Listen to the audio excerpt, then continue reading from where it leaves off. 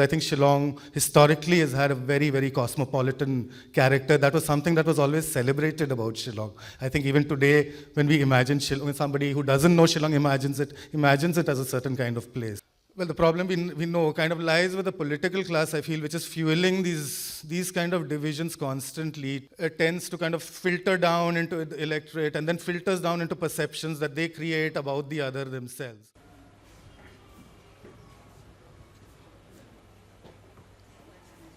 This film is a part of the series Election Diaries 2024. So I want to know how did you come on board in that project? I think because they knew of my connection with Shillong, Lalit knew of my connection with Shillong, so he asked me if I would want to make a film in Shillong around the elections. I said, of course, yes. I jumped at the chance. I think it's the first time I've made a film which is so personal, coming from experience and memory. And this didn't happen automatically in the film. Actually, when I started out, I actually wanted to kind of very objectively try and follow both these parties and try and just kind of have, look at it from the ring side, because... But, actually it's the rhetoric of the Voice of the People Party which made me more and more conscious of myself as a political being in Shillong, as a Dakhar. So I think that then kind of opened a whole kind of Pandora's box in my head. The election and me, I think it started kind of tying up together, in a way. And then, of course, it took some time to process both these tracks together, so, yeah. As an insider and outsider both, so how did you handle these, complex ideas? How did you research?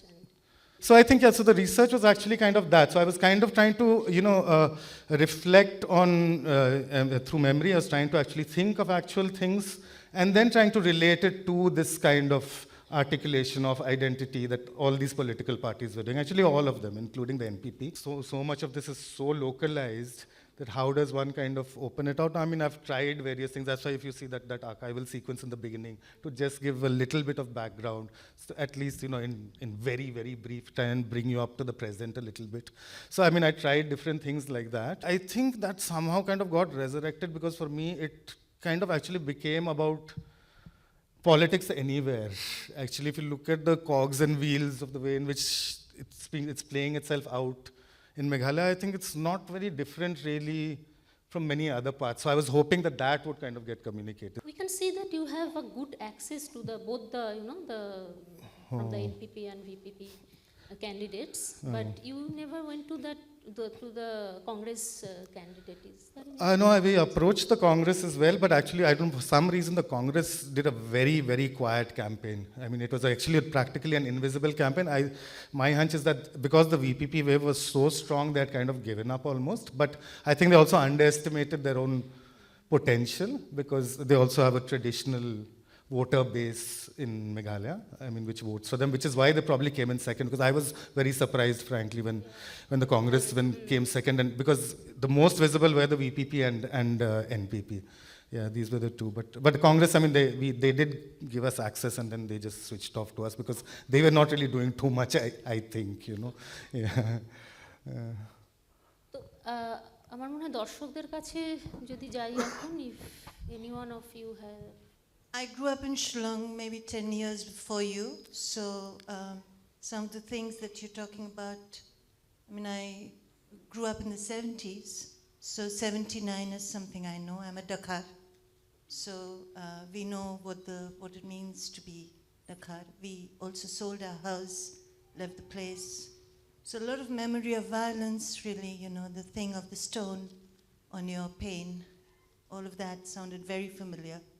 The thing is, when you come back to the place after all these years, I went back after 25 years for the first time because it hurt to actually go back to the place. When you say that a lot of the tension that you felt in the 80s and 90s had somewhat calmed down, but also don't you notice the absence in the sense that there is no reason for that kind of tension. The reason there's been a lot of flushing out, a lot of people have actually left. The reason for tensions, they are not there. I mean, it's become much more monolingual, or maybe Hindi has also very much has an overwhelming presence. as well, you know. So isn't that something that you would say? Absolutely, I agree with you. I think the shrinking of, what you're saying, you have to sell your house and all. It's something which you hear so much from non-tribal families, especially Bengali families. Pressure sales, distress sales. You know, people asking you.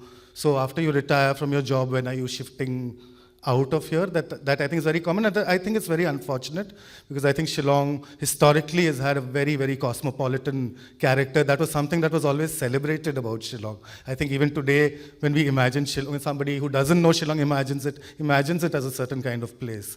So I think that is definitely there, and I think there's definitely been a shrinking of the political space also that the non-tribal has come to inhabit. When statehood happened, there were 2 seats in the assembly which were reserved for non-tribals. That is kind of gone. Maybe they're still reserved, but nobody dares to even fight. There's one non-tribal person in Garo Hills, I think, is only one person. So I think that has happened, you know. I mean, we all know how Northeasterners are treated in the mainstream, you know. And a film like this, I mean, what I'm asking is, when they're treated as, you know, the other, outsiders, when they are outside the, you know, what they face when in many states in India, and, you know, to initiate a dialogue.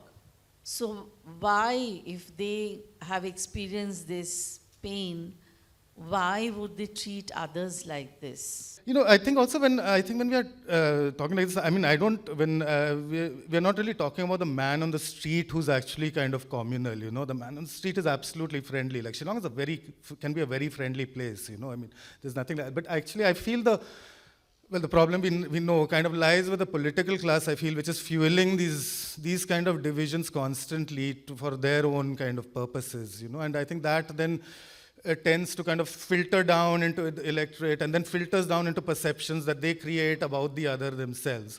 Unfortunately, yeah, I mean, I think it's also kind of become a kind of these 2 huge binaries, tribal, non-tribal. I'm also not very comfortable with this binary as much as I've tried to articulate it. I think it's an unfortunate binary that we're having to talk like this. Yeah. So dialogue is very important, and on that note, thank you again, Amit. Thank you, Science. Thank you.